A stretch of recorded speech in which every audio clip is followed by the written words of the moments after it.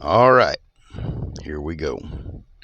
Now, we took a little road trip and we went to the Salt Plains up by Jet, Oklahoma. Now, this is not a trick of the camera, and this is not snow. This is actually salt, and it's probably about 102, 103 degrees right now. Now, it is very, very beautiful, but most people are wondering what would possess us to go to such a place like this. It's hot, it's dry, and it's just salt everywhere. Well, there is a very simple answer for why we did this. Now, we do like gardening, but we also like looking for gems. Now, that being said, this place here is the only place in the world where you can find hourglass selenite. Now, it's not very far from the surface, just a few inches, maybe a foot at the most. And you do have to bring your own water. And if you splash it up against the sides, you will find the crystals. You dig a hole, foot or two deep, and then you start mining. You got to be careful because these crystals are very, very delicate. Now, this is the view from the only motel in the area, and it's the Salt Plains Motel. It is something straight out of the 1970s.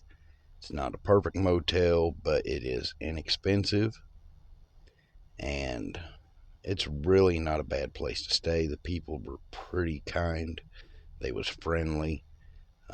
We had a problem with an air conditioner. They moved us to another room, no problem. Now, this is our second day going out, and we figured out a couple of little tricks. Now, we only went out for about 3 or 4 hours at a time because it was extremely hot, and we'd go and hit the air conditioning and go find a body of water and get washed off and cool. This camera is doing this no justice because all this ground, this is snow white. Now, first thing you want to do is you want to pour some water in the hole, and if you pour on the edge of the hole, you can watch the crystals just start emerging out of the side. Now, using the water like this, it's going to allow you to find some of the more delicate formations, because if you just go digging, you're going to break them. And this right here is just a small cluster that I found. I found a much larger cluster, and I'll show that in a little bit. Now, I just put some of the dirt into this little colander right here, and I started rinsing it off. And what I'm going to do after that is I'm going to give it a pretty good little shake, kind of like you're panning for gold almost. Swirl it around, that way the water can hit it. And this little pool here is a little shallow, so I'm going to move my hand over here and swirl it around in some good water, and then you're really going to see what I had in that dirt. That is all hourglass selenite. A few chunks of sand in it, but you know that's going to be expected.